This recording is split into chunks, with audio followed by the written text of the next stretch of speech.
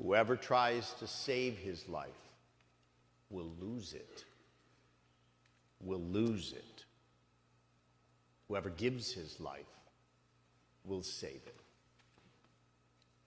I remember, I've told you guys how when I was in 8th grade, I distinctly heard Christ calling me. And I went into the chapel at the St. Germain's in St. Clair Shores, where I was going to 8th grade.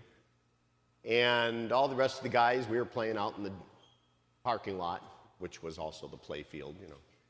And, hey, Catholic school, you know, economy. And I was suddenly I felt the need to go into the church. And I knelt down. And I looked at the tabernacle. And I saw the sun come through the stained glass window, hit the tabernacle, hit me. Like out of a movie.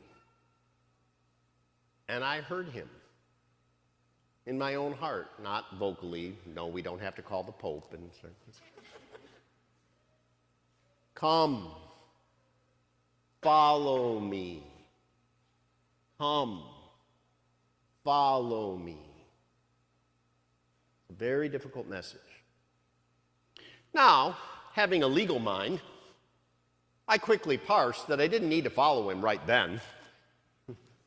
The law would perhaps allow me to wait, maybe 40 years. And so I did. But all of us are called. The question is, what are we called for? Well, we're called in unison with Christ to give of ourselves. And Peter gets in trouble in this gospel.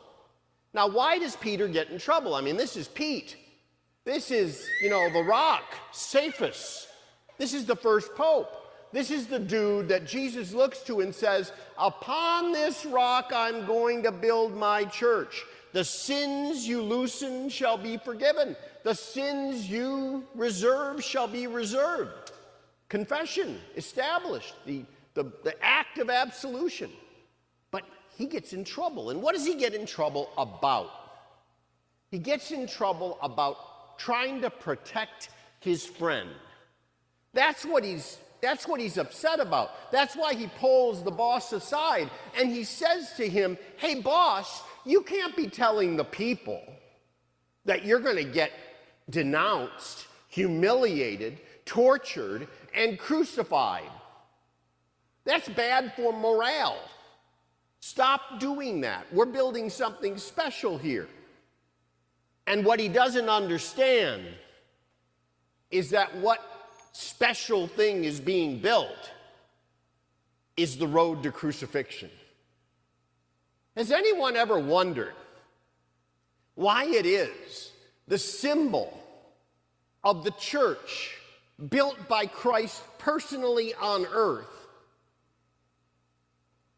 is a symbol of torture? I mean, we could put the resurrected Christ up there, couldn't we? It'd be kind of cool. We won. Game over. But instead, that's our symbol. A symbol of torture and certain death. Why do we keep that? I mean, after all, he rose after 3 days. We're going to rise from the dead. But yes, we will. But we have to follow him. We have to follow him. We have to follow that. Anybody notice, I know I'm shocking you people that are older than me, which means there's not many, but I'm shocked. That was kind of funny, guys. If you notice, life is not all full of joy. It's not all full of joy. Last couple weeks in my job have been a little difficult. Okay? And it's not all full of joy. It's not all happiness and bubbles and balloons and trumpets and marching bands. Sometimes life is pretty tough. Sometimes in life you have to make calls as an umpire and do your best. Sometimes you're right with the strikes. Sometimes you're wrong with the strikes. You just do your best. And, the other day I often get notes from people. Why did you say that in your homily? It's wrong. And my opening question when I write a response is, did you bother to go online and listen to the homily? Because this chap had clearly not been listening to the homily. And it's just important that we recognize that every day is not a party in life. And Jesus is telling his disciples that. This is going to be hard. But where's the goal? Why is he doing this? He's following the command of his Father to come down to earth and save us because we are fundamentally losers. We want to sin. We want to turn away from the way of Christ. We want to watch out for ourselves. And that's what this gospel is about. It's a choice. He who tries to save his life will lose it. For you college football fans, what is the only thing that the prevent defense prevents? Victory. If you go through life like the guy that was given the one talent and burrow it under a pile of sand and then pull it out and give it to the master when you die, you're going to lose. You're going to lose. Jesus is a man of action. Jesus is a winner. Jesus is a guy that understands that sometimes, hopefully like the Lions this afternoon, you gotta throw the ball downfield to win. Jesus knows that. But that's daring. That's taking chances. That's doing the right thing when everyone is saying do the wrong thing. Yesterday, the Pope made a very courageous statement. Anybody read about what the Pope said? This is very courageous about the U.S. election. And this is what he said. He said, I don't know what to make of it. By the way, this is going to cut right down the middle, so those of you partisans on either side, don't get nervous. The Holy Father said, I don't know what to make of it. I don't know about the gentleman and his evil ways, or the lady and her evil ways. He said, allowing someone to starve outside your border mercilessly without food and water, or putting them in a pen and not treating them like human beings is inherently evil. And taking a baby from a womb and terminating its life is, and I quote the Pope, assassination. He said both are fundamentally evil. Why did he say that? No one likes to hear it. Everyone on the one side doesn't want to hear it. Everyone on the other side doesn't want to hear it. He's angering everyone. Did you notice that? Every member of the American electorate is thereby angered by the Holy Father. And I got news for you. Wait for it. Just like me, he doesn't care. Because priests and bishops and the Holy Father don't care how popular they are. Their job to the Catholic community is to tell the truth. Christ taught us that at his trial. The great question by Pilate that he doesn't want an answer to. What is truth? Jesus sets out in today's gospel the story of how to get to heaven. You've got to always do the right thing. Always. Not sometimes. And you can't choose what you think is sort of right. You have to follow the way of Christ. And so he invites us, take up your cross, which means he knows, folks, that all of us, every one of us has a cross. Every one of us. Yes, JR, I'm heading in your direction. Every one of us. I know this guy and his lovely wife. And you would see them and you would say, there's no way they have a cross. But like everyone else, they do. Look at this rock star family over here. Gorgeous family. They dress their kids up like they're going to be on a magazine cover the next week. They have a cross. All of us have crosses that we carry. All of us. And the real question is, how elegantly and gracefully do we accept that cross from Christ? Now, one of the huge issues in our society right now, and I write about it in today's bulletin, is are parents ever allowing their children to become friends of Jesus Christ? It's the biggest issue in Catholicism right now. We have this anomaly out there called the nunners, N-O-N-E-R-S. They're people that fill out little cards of surveys of religious affiliation under the block of none of the above. They're nunners. When I got here 3 years ago, all of my 8th graders were nunners. Every last man jack of them. Because they didn't know. They didn't know. It's not the case over at St. Mary's anymore. Nor is it the case in our integrated catechetical program. And today is Catechetical Sunday.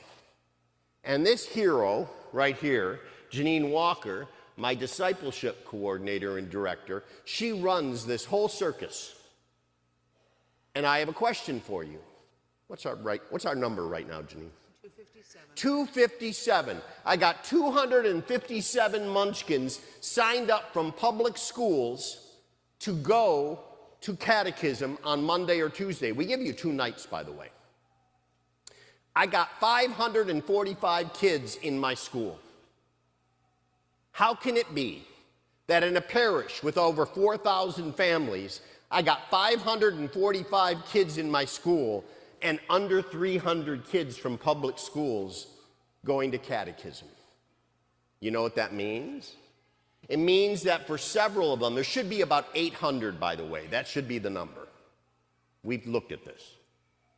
That means that about a third or less of parents with munchkins going to public schools are sending their kids to religious education. Why aren't they sending their kids to religious education? Because mom and dad don't go to Mass. That's why. So, my audience today is grandparents. You're out there, aren't you? Oh yeah, baby. You have real power.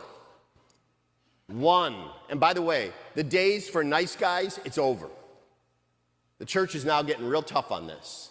My advice to you, if you are a grandparent and your children are not taking their kids to catechism to become friends of Jesus Christ, maybe it's time to see your lawyer and do a little rewrite on the old will. That'll motivate people. Second, tell them. Have the guts to bring them in. Have them over for dinner. Christmas time. Instead of the C note or 2 C notes or whatever the going rate now is from a grandparent, how about a book of saints? We have to motivate grandchildren to go and meet Christ and become his better friend. Because right now, folks, in this parish, 2/3 of them are not ever meeting Jesus Christ. Now, what happens when it's time to get married? By the way, they're not confirmed. They've been baptized. In most cases, not confirmed. What happens? Well, they go get married on the Love Boat or in Cabo San Lucas, which is a great place to go and do your honeymoon. But you're supposed to get married in church. This is the problem. And then they go through life and they're never friends of Jesus Christ, ever. And so they live that way. When you're not a friend of Jesus Christ, you can live with a clear conscience selfishly, not worrying about anyone else, seeing the poor guy on the corner and saying, drunk, and being completely merciless towards those who have nothing. Because, after all, you don't know Jesus Christ. So today, let's be part of bringing people close to Christ. Let's be part of motivating our children to become close to Christ. You know, I'm really proud of my teachers at St. Mary's. When I first came here, not a lot of them were going to Mass. They didn't think I noticed. Now a lot more go to Mass. How do I tell if they go to Mass and don't go to other parishes? Because I watch them at the school Mass and I see if they know what they're doing. And now many of them do. That's important. Because what kind of teacher who goes to Mass is different from a teacher who doesn't go to Mass? Well, because if you're teaching at a Catholic school and you don't go to Mass, you're a fraud. Because you don't know what you're talking about. You're not living what you're preaching. But if you do go to Mass, you're a rock star. Ladies and gentlemen, we have a crisis before us. It's a crisis of selfishness. It's a crisis of insularity. It's brought on a lot by social media. Look at me. Look what I have. Give me more. Rather than being someone who lives for others. Jesus rebukes Peter because he tells him, I have to give up my life for everyone. If I'm selfish, you'll get nothing. If I'm selfless, you'll get everything. I want all of you to have everything. And the only way to everything is if you and your children and your grandchildren grow closer to Jesus the Christ and follow his selfless way. In the name of the Father, and of the Son, and of the Holy Spirit.